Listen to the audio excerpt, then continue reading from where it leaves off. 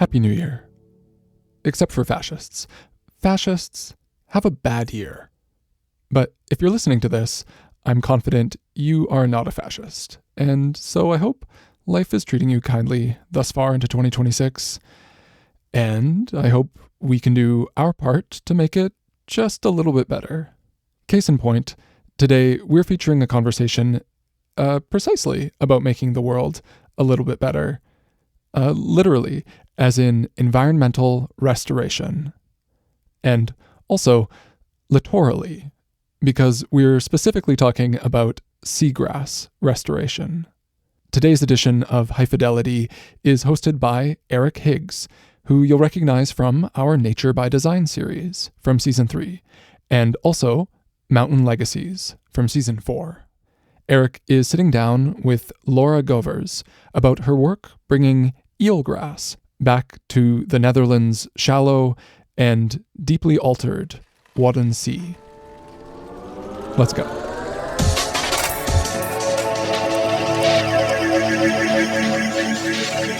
Fidelity. Hi, I'm Eric Higgs. I'm a professor in the School of Environmental Studies at the University of Victoria, and I've had a chance to participate in a number of Future Ecologies episodes in Seasons 3 and Season 4, and it's an enormous pleasure to be part of this HYPHAEDELITY series. So I'm joined today by Laura Govers, who's going to introduce herself. Laura? Hi, I'm Laura Govers. I'm a professor in marine conservation ecology from the University of Groningen in the Netherlands, and I'm visiting UVic for a while, and this has been my 4th year that I'm here. I'm very honored and pleased to be a guest on this show because I'm actually a big fan. Yeah, and you listened to the special episode on Oostvaardersplassen a few years ago, and you gave it a thumbs up. Definitely, yeah. That was very interesting to kind of hear about that also from a Canadian perspective.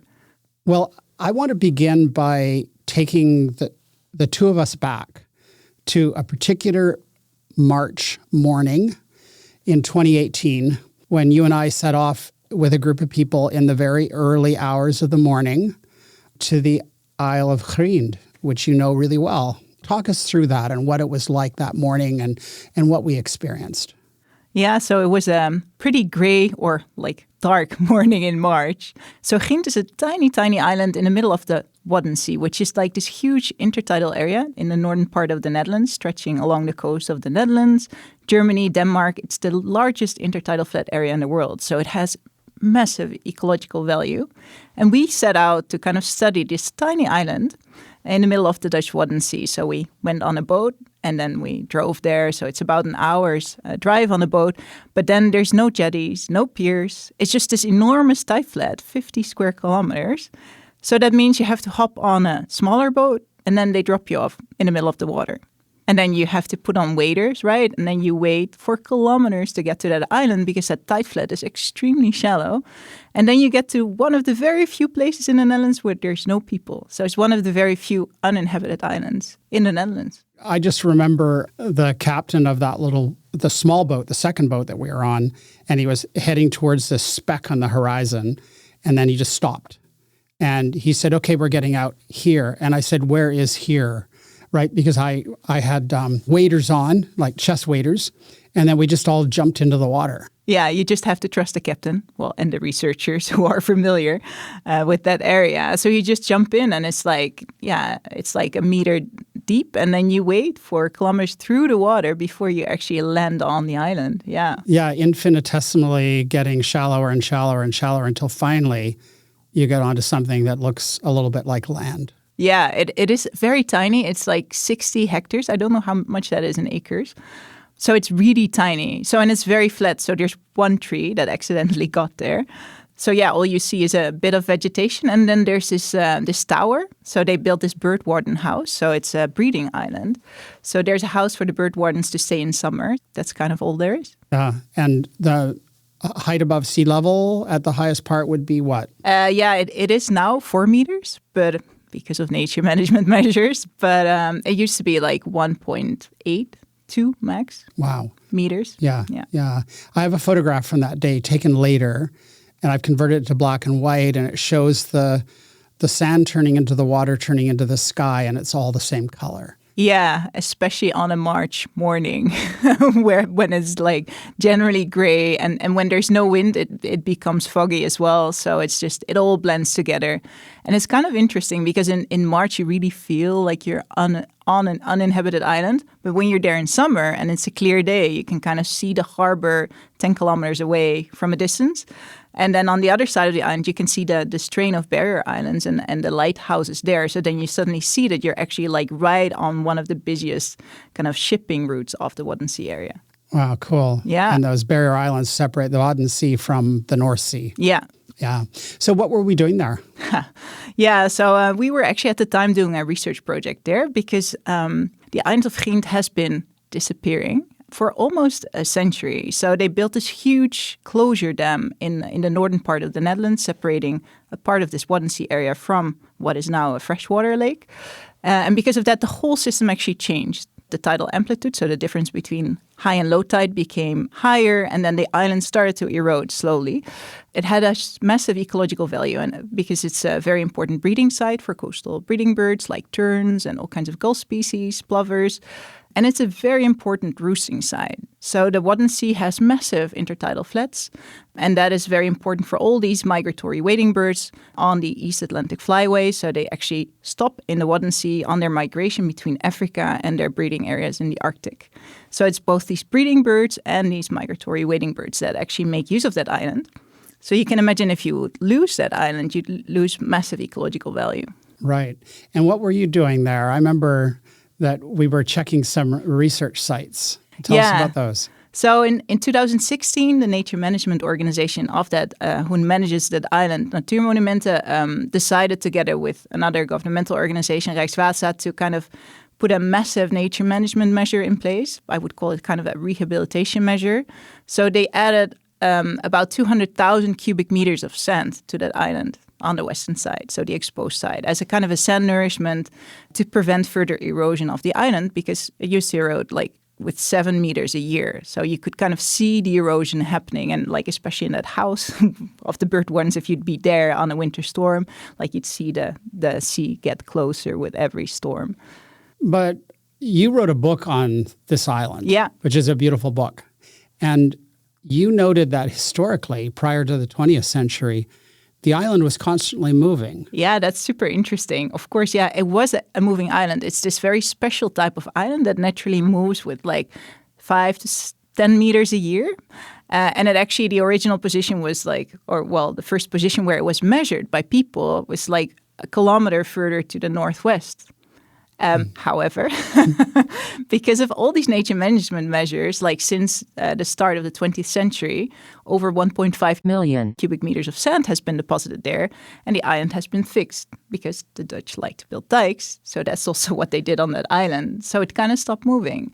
And the question is also, well, of course, there's always a risk. You can say, like, let's try to get it to move again, but that may also, like, then it may be at risk of getting lost. And it has this important ecological value, so that's why they're managing it and not completely letting it go. So that's also why it's still 4 meters above sea level and not 2 meters. Right. And just so people don't get the idea that the island has legs, it was that back before a lot of the development in that part of the Wadden Sea, there was a constant flow of sediment in the Wadden Sea with all these currents, and it would take away, the erosion would take away sand on one side of the island and build it up on the other. So in effect, it kept moving that way. Yeah, but it mostly grew during extreme events because it's not like a barrier island. It's in a very fetch limited. So it means that there's very low wave heights actually because it's sheltered. So that means it only grows during storm events when there's lots of energy in the system. So then the sand would actually land on the island, form a small barrier, and then the salt marsh would grow on the other side. Right. And that is how it would move. And it was so big at some point that there were people living on it. We know that in the 13th, 14th century, people were living on it. Yeah. So that's a long time ago. There was a monastery there. There was a monastery, yeah. Yeah, so you can still find bricks there. But of course, they're not from that place because the monastery used to be like a kilometer away.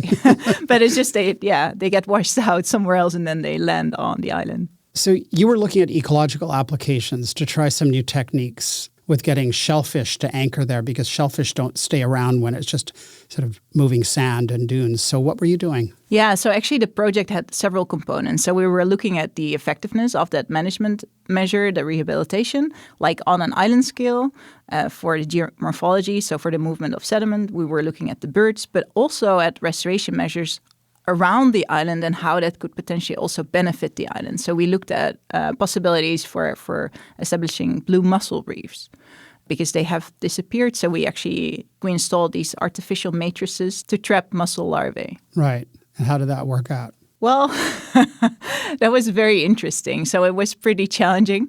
So these structures were 3D printed biodegradable structures, and they were very novel, and they didn't work too well. So the layers kind of peeled off, and all these mussels settled. They settled on the structures, but they settled on the top part of the structures. The layers peeled off.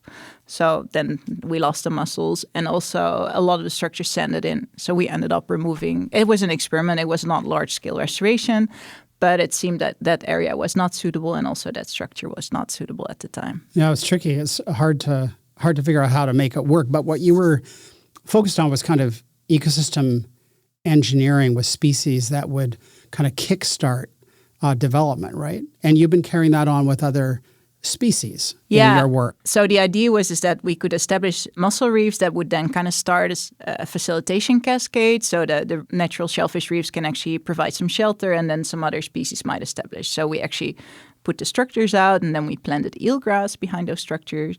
And we even looked at like how far would these structures need to have an effect to be able to establish salt marsh. So we really looked at this kind of facilitation cascade for ecosystem restoration. And because we were working on that project, we were walking around this enormous tide flat, 50 square kilometers. We actually planted eelgrass behind those structures in 2017. Didn't work. It was way too dynamic. Everything just washed out. The seeds, the plants, everything we put there. But then we, like the year after, in 2018, we planted eelgrass on the northeast side, very sheltered side. And it suddenly took off after years of trying by our team, but also by other researchers. Yeah, you're known for your work with seagrasses. So tell me a little more about some of the recent work you've been doing with seagrass restoration. What does that look like? Yeah, so seagrass restoration is actually a huge theme in the Netherlands because we also have a cultural history with seagrass. So the Wadden Sea used to be full of eelgrass. It's the same species of eelgrass that actually occurs here in British Columbia. So that is pretty interesting. There used to be 150 square kilometers of that eelgrass, and it was harvested commercially. So there were whole fleets of these commercial eelgrass fishermen. In Dutch, they're called weervissers, because they couldn't distinguish between seaweed and eelgrass. So they harvested the leaves at the end of summer, and then they were dried in these sheds, special sheds for drying eelgrass. So it was big business. Wow. And even one of the villages was named after this industry. It's called Wieringen. And they used it to stuff mattresses, insulate houses, but also to build dikes. Yeah, of course. So there was a huge history, but also a huge history of loss. Because when that closure dam was built, that also affected all sediment dynamics around Ghent. At the same time, a wasting disease occurred that affected the eelgrass, but also the turbidity, so the clarity of the water diminished, and eelgrass needs sunlight to grow. So everything was wiped out within a few years. And a lot of armoring of the shorelines as well, where the eelgrass might traditionally have been growing. The thing is, it was just, so this dam was built at the mouth of a big estuary. So that like one side just became freshwater where eelgrass can't grow. And on the other side, it was like fully saltwater. But because of the turbidity and that disease, it was not a slow decline. It was like in 2 years, everything was gone. Everything was gone. Yeah. So what have you been doing to try to bring it back? Yeah, so building up on like this very rich history of eelgrass restoration in the Netherlands that already started in the 1950s. I started becoming involved in 2009 for my PhD. So both in the Delta and the Wadden Sea. So the Netherlands is not very big, but we have a lot of sea. So the Dutch Delta is also an area which used to be a huge estuary that has been heavily modified. So we have a huge history of seagrass loss everywhere. So yeah, I've been trying to get the eelgrass back in different ways. So there's two species that we're trying to restore, eelgrass and dwarf eelgrass. And for one species, we're really at the stage where we are upscaling it for eelgrass. And then for dwarf eelgrass, we're actually really just figuring out like the fundamentals and the science, the methodology. In the Wadden Sea, we now established actually quite a big restored intertidal eelgrass meadow. So that is intertidal, so that always falls dry. It's not subtidal. And then in the delta, we just started restoring subtidal eelgrass, so underwater, in this heavily modified marine lake. So it used to be an open estuarine system, but it's now a lake, so the tides are gone. All the tide flats have drowned. The eelgrass has disappeared over 20 years ago, so we're trying to bring it back there as well. So the question is also, is this still called restoration? Because it's restoration on a system scale, but of course you can't really get back to the original state of the system because it's been changed by dams and dikes, which won't go away. So I wanted to ask you about this amazing, simple, but very effective technology that you helped to innovate for doing the eelgrass restoration. Can you tell me what that looks like? Yeah, so one of our main hurdles was actually finding the right method for our eelgrass restoration. So we have to do seed-based restoration, so using seeds because we're working with this annual morphotype. So that means, you can't really transplant the plants because then you will actually damage the donor meadow. So we came up with a new method to kind of inject the seeds in the sediment using caulking guns, just from the hardware store. Like the same type of caulking gun that I used to put silicone on my bathtub. Yes, exactly. Yeah, that kind of thing. Yeah, that kind of caulking gun. And so what we do is actually we mix seeds and mud from a location which actually still has seagrass. We kind of filter that mud so that there's no worms or stuff in there.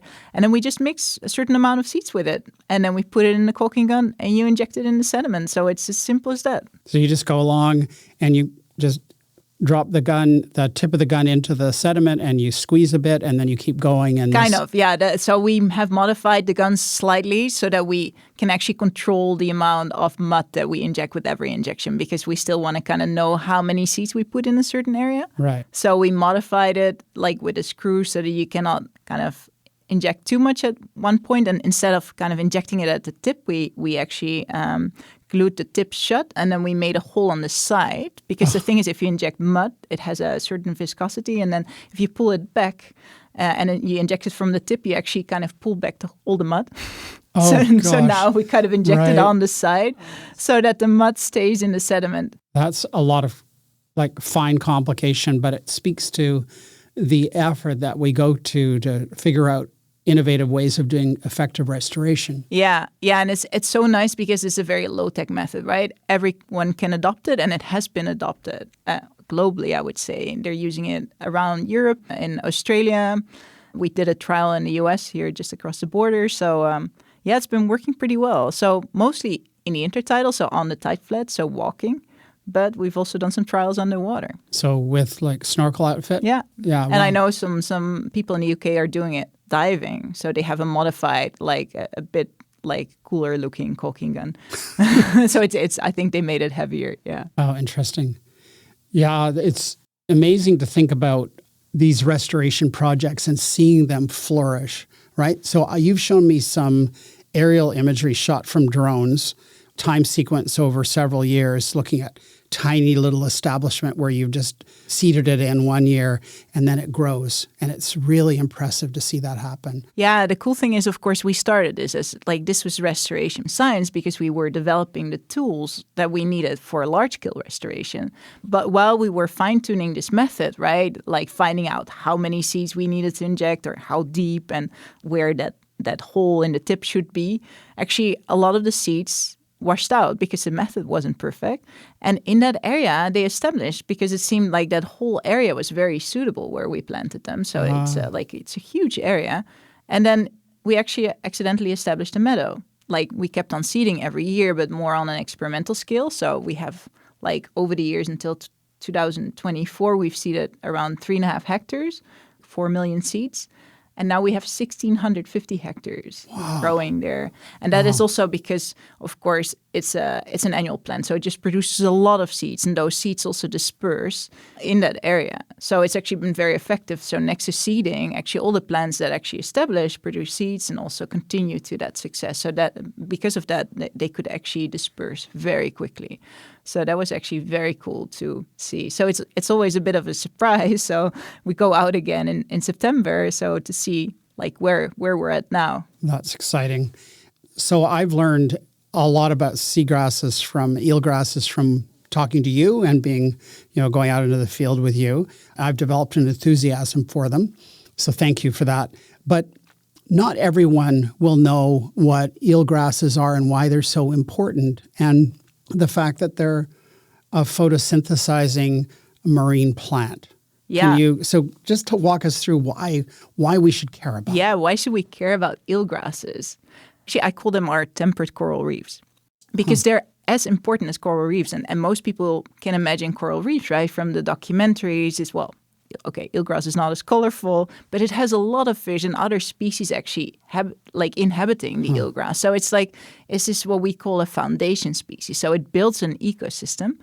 And it's formed by these marine flowering plants, and they're called eelgrass or seagrasses. So eelgrass is just a species that grows here and in the Netherlands, but there's about 70 seagrass species globally. And they're flowering plants, so they're not algae because they kind of root in the sediment. And they look a lot like land grasses, so they also have these rhizomes underground, and they have roots, and they can form these vast, vast meadows. And like in the tropics, they attract species like sea turtles and manatees that actually feed on the eelgrass. Sea otters also like to feed not on the eelgrass, but on all the critters that live in seagrass. So they're these biodiversity hotspots. And they're also really important fish nurseries. So current estimates is that 10 to 20% of all the commercial fish species in tropical areas actually has been growing up in seagrass nurseries. So seagrass are super important for tiny fish because they provide shelter and there's lots of food in them.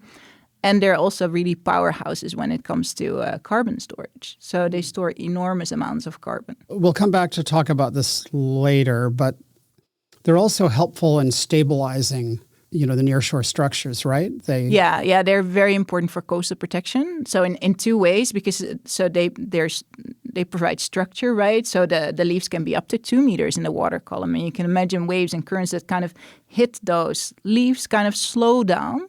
So it's also the energy of waves and currents kind of goes down in seagrass beds, but also because they have these massive rhizome structures underground, they form this whole clonal network of roots.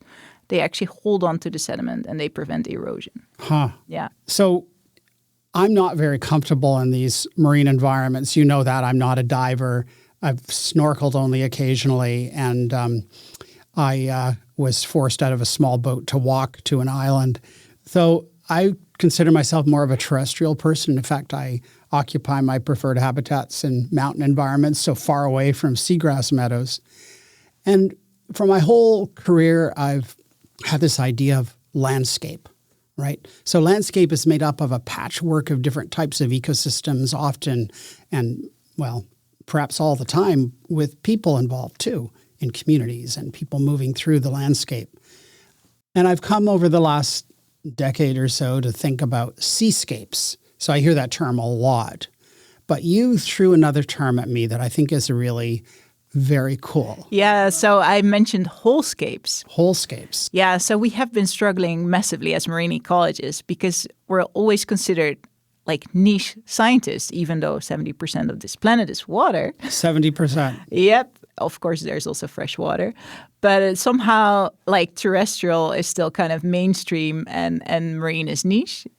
So we're trying to kind of fit in. And interestingly, we started working more on a seascape scale also to kind of indicate the importance of connectivity in marine systems. So seascape ecology is an emerging topic. However, what we actually want to do is, of course, bring the terrestrial and the marine and also freshwater realm together because freshwater is an important connector, right? So wholescape is also that when you work in marine systems, at least that's how we think about it, is that you include all the coastal areas, the terrestrial coastal areas, right? Not just the dunes, but also the hinterland, rivers, streams, everything is connected. And also you cannot manage coastal ecosystems without considering that. So it's a very, very emerging field. Yeah, I don't think it's in place yet, but I think it's good that we kind of start considering how to implement this terminology to kind of think more wholescape. Well, and ecologists have taught us that there's much greater effects. We've known about effects of terrestrial systems like sediment runoff and pollution that goes into marine waters. And you see these, we're close to the mouth of the Fraser River, and you look at that from satellites in certain times of the year, you see this murky plume of water coming out the mouth of the Fraser and hitting Galliano Island and spreading out from there. It's quite dramatic. Yeah. But we've also learned that lots of sea organisms are mobilized onto the land as well. Yeah. And we think a lot about salmon. That work has been popularized on the west coast here, where salmon are going upriver very far into the inland and then being taken into terrestrial ecosystems by other creatures. So it makes sense to me that we don't just think about the interface, that we have one and the other and then an interface, but we actually see them together in a more profound way. Yeah. Yeah, I think that's very important because, for instance, like these sediment plumes partially, of course, there's a natural sediment runoff from rivers, but we have massively altered those runoffs, for instance, by logging. So there's more erosion. And so in certain areas, like in New Zealand, where logging is more recent than in many other areas in the world, you see actually that whole new tidal flats actually are being formed because of the very recent logging activities and erosion, or relatively recent. There's so much runoff that there's whole tide flats and even islands being formed, right? So it's so important that we realize that everything is connected. And generally we think that way on islands, right? On islands it's very apparent that everything is connected, the land and sea and nutrient cycling, and like there's sea spray, etc. But it's much bigger than that. Mm-hmm. It's true that in the field of ecosystem restoration ecology, that it's been dominated overwhelmingly by people who work on land. Yeah. And some water, fresh water, but marine is really so far a small percentage. Yeah, and I think it's actually developing very rapidly. Uh-huh. Yeah, so of course we're lagging behind massively. The field of marine restoration ecology has only been developing for 30 years. And then I think more recently in the past 10 years, it's really getting big. Also because, of course, there's a growing interest in restoration ecology, ecological restoration in general. There's more funding. However, the expectations are sky high. Because, of course, they see results mostly in terrestrial systems. So that is one of the challenges that we're kind of struggling with, to keep up with expectations. And also there's not always enough expertise actually to meet the requirements of funders. So, for instance, my first World Seagrass Conference was in 2012. There were 100 people globally working on seagrass, not restoration. This was seagrass biology. Right. And we had, in April this year, 2025, we had the first European seagrass restoration workshop, 200 people, only in Europe. Wow. Yeah. So it really has expanded quickly. Yeah, it is expanding. So, and that's just seagrass, right? And then there's many other fields in marine restoration ecology, especially shellfish reef restoration is growing. There's a huge restoration culture in coral reefs, salt marsh, and mangroves. There's a certain invisibility to the marine restoration work. I mean, terrestrial systems, we can walk past them, we can see them. We're broadcasting from Victoria today on the traditional homes of the Lekwungen-speaking peoples. And so we can go and look at these cultural ecological restoration projects. And especially this time of year, they're so charismatic, right? All these common camas and great camas flowering and amazing. They're really beautiful. And they're right there. Yeah. And there's interpretive signage in many of these projects, right? Dozens of projects. So seagrass is kind of charismatic because you can see it from shore, and anybody who's waded where there's seagrass, will see it. But then beyond that, most people don't see it, right? It's invisible. Yeah, there's a massive invisibility, not just of restoration, right, of marine habitats in general. Because very few people, and also here, the water's pretty cold, so very few people actually go out and snorkel, like in contrast to some tropical islands, for instance, where people go and snorkel on coral reefs.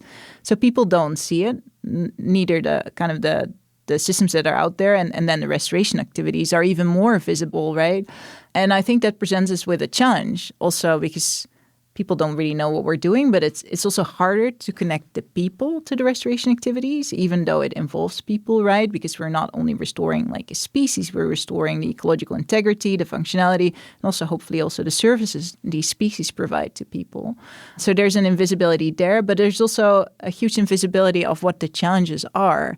Like, well, because first you want to reverse the causes of degradation before you start restoring, but it's sometimes very invisible in these systems what those are, whether they have actually been addressed, and also what other aspects contribute to that, like to what level the more current day modification are contributing to that. Let me challenge you a little bit to think about restoration in a changing world. So we've got lots of climate effects on ecosystems. This is well documented. we're definitely seeing sea level rise. And the systems that you're working in, how do we adapt to that? That's a very important question because, of course, we're restoring in the now, but we have to look forward as well. And we can't fully look back. I think that's really important to realize because the systems have been modified to such an extent that we have to look forward. So in these intertidal systems, sea level rise is not always a pressing issue because they kind of partially, depending on the system, kind of can keep up with sea level rise because of sedimentation rates. So that depends on how much sediment there is available. But it is a pressing area. For instance, one of the areas I work in the delta in the southwest of the Netherlands is the Eastern Scheldt River. It used to be one arm of an open estuary. And the river was completely closed off for coastal protection measures. It's this huge plan called the Delta Works. So there's no riverine sediment input. And then they also built this storm surge barrier to kind of make sure that if there was a massive storm coming, they can close off the whole, which is now a lagoon, not an estuary, to protect the communities there. And they built massive dikes.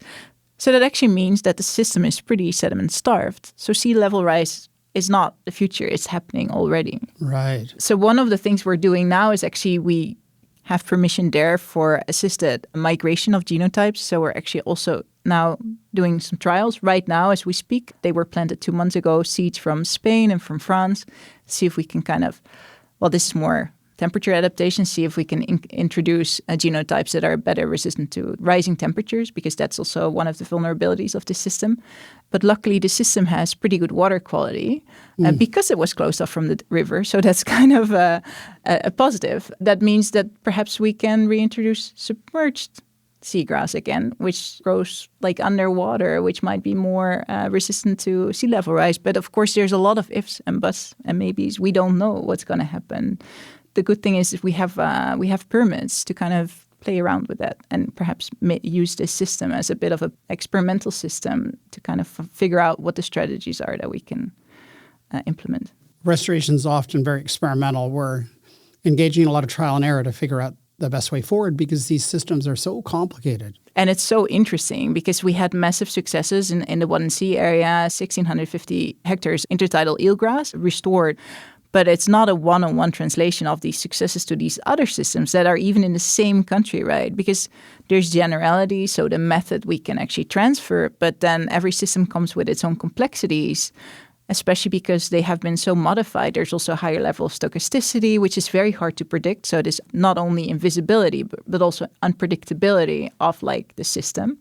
So yeah, it's lots of trial and error. It's not paving a road. Right. So let me challenge you a little bit on ideas of restoration, because you've used the term quite a bit.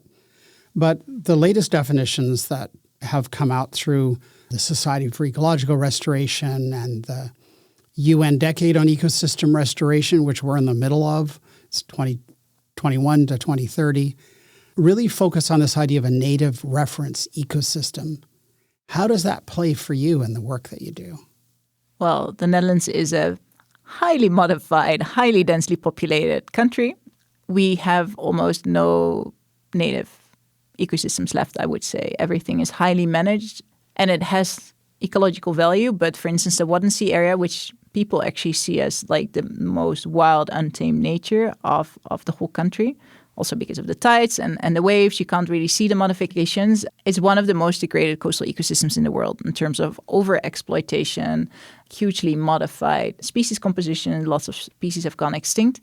So that's just one case. So, and then we build dams and dikes. There's ongoing gas mining, fisheries, etc. But then the Dutch Delta, where I was describing this marine lake, right? There's no native reference system left. So it's really about how to restore or recover ecological integrity and optimize the functioning of these systems.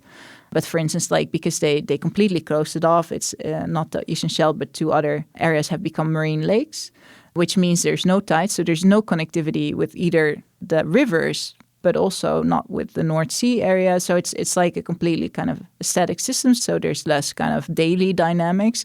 Completely different energy level. There's lots of invasive species. Yeah, so if you talk about restoration, definitely not restoration in the traditional sense. I don't think we can talk about that, but not just the Netherlands. I think that's the case for many European systems. And surprisingly, also being here kind of helps me to reflect on that a bit, and also makes me realize that I think it's like talking about invisibility. It's not entirely visible for everyone, nature managers, policymakers, that these systems are so heavily modified and that we cannot go back to these reference systems. Yeah, we have these models in our mind that suggest that we need to go back. And in some cases we can do it, but in a lot of cases it's really tough now. So we're trying to work in the best way we can with, you use the term ecological integrity, biodiversity, multifunctionality, all of the terms that have been developed to try to come to terms with this.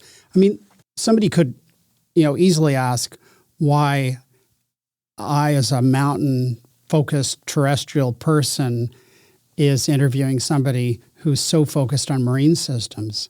And the answer really comes from my time in the Netherlands. I went there as a visitor in 2017 for a year with my family. That's when I met you and many of your colleagues at the University of Groningen in the north of the Netherlands and throughout the Netherlands. And I went there deliberately. I challenged myself, having been very much part of a North American view of ecosystem restoration, and especially on the West Coast here. I wanted to really provoke myself and see a different way of approaching the work. And as it turned out, the Dutch approach to restoration, rewilding, natuurontwikkeling, all these different concepts that they kind of blew my mind when I was working there because it was so different. And it's helped me out. Anyway, so that was a long digression, but I just wanted to say that you come to Canada to learn about, these wilder systems, and I went to the Netherlands to learn about these heavily transformed systems.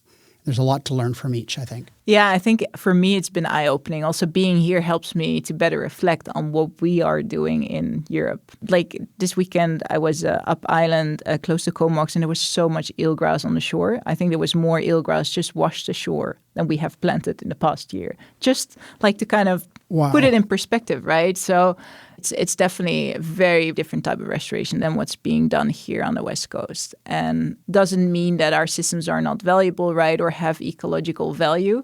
It's just a very different way of dealing with the restoration. And I think most Dutch perspectives are really also focused on technology, right? Like using technology for restoration. So also one of the things I've been trying to kind of integrate more in my work, which is very hard also. It's like also how do we bring people into it, right? To remove this invisibility, but also to gain support for restoration, because surprisingly, support for restoration, especially marine restoration, is pretty low in the Netherlands. People see it as gardening, but not in a positive way, right? So there's lots of other ongoing activities, but as soon as you kind of trying to restore or rehabilitate, however you want to call it, rewild marine systems, people are like, no, you should leave it alone. It's like I was actually talking to a German colleague, and they even have like a more extreme version there, not just seagrass restoration, just marine restoration in general. They just say, no, we don't do it. What's that remains that. So for me, it's really important to place that in the perspective of all the other activities that are ongoing, right? You could say like, yeah, management is just leaving something alone. But for me, it's also like, does a system have any natural capacity left to recover? And in our case, that's very limited. For instance, seagrass would never recover to the Waddenzee because there's no propagules in the system. There's just no seeds or shoots left for it to come back from. Like the subtidal variety has gone extinct, and there's some meadows with seeds all the way in the northwest, but because of the current, the seeds won't ever get there. Your colleague, a couple of your colleagues, Han Olf at Groningen, he was fond of kind of provoking me. He'd take me to Oostvaardersplassen, which was featured on a previous Future Ecologies episode, a very unusual project. And he would sort of put his hands on his hips and say, so, Eric, is this restoration? And then I would like sputter. And then he would take me to an even more radical project like Markerwadden, which is in the Marker Meer, right? So not too far away from the area we've been talking about. So it's fresh water. And he would ask me again, is this restoration? And I have no idea. It's such a strange concept. So I got to know Elisabeth Bakker, who's a professor at the University of Wageningen, also the National Institute of Ecology in the Netherlands. And she's an exponent of rewilding. So that is a good question. So I think everyone starts calling things restoration because of the decade, right? The UN decade. And that is also where the funding comes from, is for restoration. So I think rewilding in a marine system is not a very frequently used term yet. But I would say that, for instance, just planting eelgrass in those marine lakes, which they don't have any historical reference, you could call that rewilding potentially. And it's fun because we see fish coming back very quickly. Like you plant a few shoots and there's like a pipefish moving in. So that's very cool. Yeah, so rewilding is a big movement in Europe. There's a variety of it in North America as well, but in Europe it's taken off in a major way. And it's really about using species to kickstart the process of recovery in an ecosystem. Yeah, and I think in Europe it's really big, but again, in terrestrial systems. So I think most people know it in the context of trophic rewilding, right? Yes. Like Oostvaardersplassen, you bring back large grazers and they can kind of modify the system. Trophic rewilding in marine systems is very difficult because the high degree of connectivity. So they have used it actually by, like, for instance, putting rays back into a system. So they bred rays in captivity, and rays are mesopredators, so they can really modify food webs locally. They have an important role in the ecosystem, but they just swam away and they were never seen again. Oops. Yeah. Oops, you can't put a fence in a marine system. So I think that trophic rewilding is hard. And then the question is, like, the work we're doing with restoring these ecosystem engineers so that actually form the foundation of ecosystems, like restoring, well, we've been talking about seagrass beds, but also shellfish reefs, salt marshes, mangroves, you name it. Is that rewilding? Yeah, that's a good question.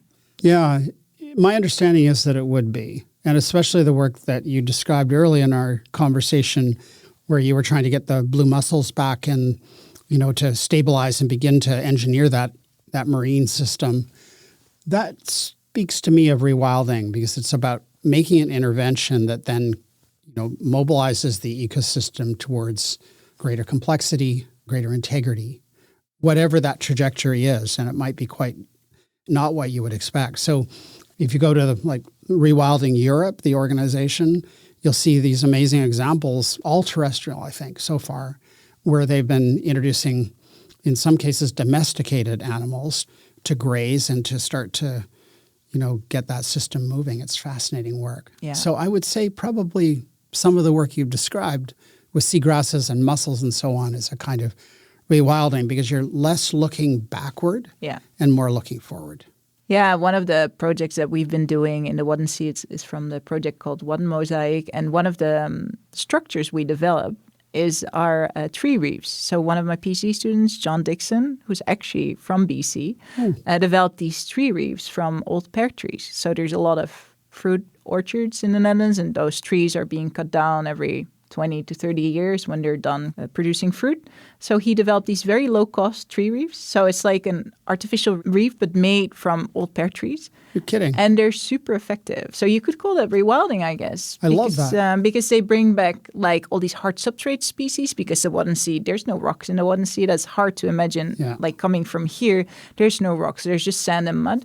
So having these pear tree reefs is suddenly the structure, 3D structure into the water column. There's this hard structure for species to settle on, and it's shelter for fish. So he's shown with measurements that it attracts a lot of fish, and not just small fish, but also big fish that, again, predate on small fish. Wow. Yeah. So you're basically going out and planting dead pear trees underwater to create reefs. Yeah, but they form a kind of a pyramid shape. Oh, okay. So yeah, so deploying pear tree reef pyramids. Yeah. And you have some good visuals on some of these techniques, like you're looking at the eelgrass establishment, time lapse, and yeah. So we'll have to get those linked into this conversation so people can follow those up. Sure. They're fascinating. Definitely. So a couple of weeks ago, you and I both were attending a workshop in Dublin at Trinity College Dublin, organized by Marcus Collier, who has a novel ecosystems research group there. So what's a novel ecosystem? Yeah, that's a good question. I think there's also novel definitions these days. But I would say it's an ecosystem with no historical precedent in terms of composition and structure, but which is kind of self-sustainable. So it's an unmanaged system, and it generally has these emerging properties and traits. And it's interesting because, well, I've been hearing also through you about novel ecosystems for a while, but suddenly also the whole context of novel ecosystems makes a lot more sense to me, especially because we're in restoration, we're encountering these challenges that only result from these emerging properties of novel ecosystems. So novel species interactions, that you suddenly have like an invasive worm that is kind of preventing seagrass to grow, right? Or kind of gluing leaves together and causing, and then we have a snail coming in, an invasive snail that is actually kind of taking over the role of lost grazers. And we encounter these novelties, and I feel we need this concept to also understand how we should proceed with restoration or rewilding in the context of all these novel marine ecosystems. Yeah. So the concept started a little more than a decade ago. And you described it really elegantly as ecosystems without historical precedent. So either functions or arrangements of species we haven't seen before. And it's developed beyond that in the last few years, where people are now talking about a broader concept called ecological novelty, which knits together both that sort of site-specific idea of a novel ecosystem. So this is you describe a novel seagrass system that's got new species moving into it, but also the kind of evolutionary development and direct interventions in these systems that are producing kind of novelty of a different kind. You were talking about the experiments where you're introducing seagrasses from Spain further north. That's interesting new genotypes that's, causing interactions that we can't fully understand. And we're also experimenting increasingly with genomic interventions in systems too, because this is important for us to be breeding species that, will be resistant to higher temperatures or different amounts of wetting or all sorts of phenomena we haven't fully anticipated. And so we ourselves are doing this kind of intervention. So this broader notion of ecological novelty is starting to come in a more profound way within ecology more generally. Yeah, and I think it's extremely important to consider both in the ecological and then specifically also in a restoration context, because it affects how our systems function. But it's extremely important, I think, to be aware of the existence of ecological novelties also in a management context. I've been having these conversations, especially with managers that are like pristinists, but then in Dutch systems, right? In European systems. So you said pristinists? Yeah, so they consider natural systems as kind of a wilderness. Like the natural systems we have in the Netherlands, they consider them as a wilderness rather as modified systems or systems with like a high level of ecological novelties. And I think that's problematic, because if you don't take the novelties into account in a management context, I think you're missing things. And what I see is also that it affects how we perceive systems and the support for restoration also even on a governmental level, and not just in the Netherlands. I think that's the case in the whole world probably, that we're really unaware of this rising novelty in all kinds of aspects, right? Of course, there's different levels of novelties, but also we have a huge appreciation for novelty, I think, in terms of urban green spaces, all kinds of parks. But in other spaces, especially marine systems that are considered wilder because they're governed by tides and and currents, and they are invisible. So there the novelty is very invisible, I think. So which makes it also harder to kind of manage for the novelty, and also to make sure that people still appreciate those systems, right? Novelty doesn't mean that we should appreciate those systems less, because they can still have high ecological integrity. And I think that is really important too. It's not a value judgment, novelty. It's just an observation, I would say. Yeah, it's something that Jens Svenning at the workshop in Dublin was mentioning, that he really sees the value of the novel ecosystems concept as being a descriptive one, saying this is what's changed, and less evaluative, although it's been a complex term. I think it's a bittersweet term, right? Because I have a lot of nostalgia for ecosystems that once were, or ecosystems that are persistent, and they have remarkable qualities that are continuous over a long period of time. And yet, on the other hand, I see denial of novelty being something that holds us back from being able to do something that's nature positive. Yeah, I totally agree. And I think everyone has this nostalgia, right? That's also why I appreciate coming here to BC so much. I have to admit that, because I really appreciate the ecosystems here. Well, they're definitely wilder. I wouldn't say they're pristine wilderness, but they're definitely wilder than most European systems. And that is something I really appreciate as an ecologist and seeing. So I would say the nostalgia is almost everywhere. But that doesn't mean that the systems that we have in Europe have less value, right? Yeah, it's a challenging concept, but we kind of need to find our way around to like how do we appreciate novelty and how do we perhaps also optimize the functioning, the multifunctionality of some of those systems as well. Taking us back to the island of Griend that we began this conversation with, the weather eventually turned nice. Do you remember? It was kind of misty, early morning, cold, and then the sun came out and it got kind of nice later in the day. And there were 4 of us, I think, or 5 of us, part of a scientific team. Hanolf was there. And it was a really curiosity-driven experience that day. We were trying to look at this island and think of sort of new observations, new questions that we could ask. It was a very rich, few hours on that island.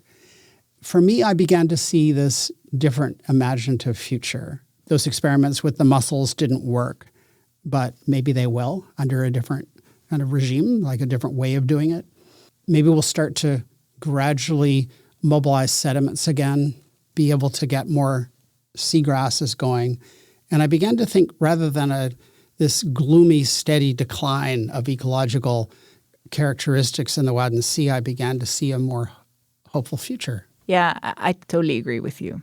And one of the ideas we have is that actually the seagrass just northeast of Griend can be there because of all those nature management measures, because all that sand kind of ended up on that tide flat and it became very stable. So there's actually a lot of new opportunities emerging for restoration, for recovery. So I'm actually pretty positive. Whoa, that's not a bad place to end. No. Yeah. Well, thank you. What a pleasure it's been to sit down and talk to you and recall some of our adventures together and hopefully many more in the future. But thanks for helping a landlubber like myself to appreciate these marine systems. Yeah, thank you so much, Eric, and also for hosting me here and helping me to kind of zoom out of the European perspective here and there. It has been very formative throughout my work in the past years. And I really appreciate being here and talking about these things and those precious memories. Thank you. Great. See you in a seagrass meadow someday soon. Oh, yes, I'll bring you there.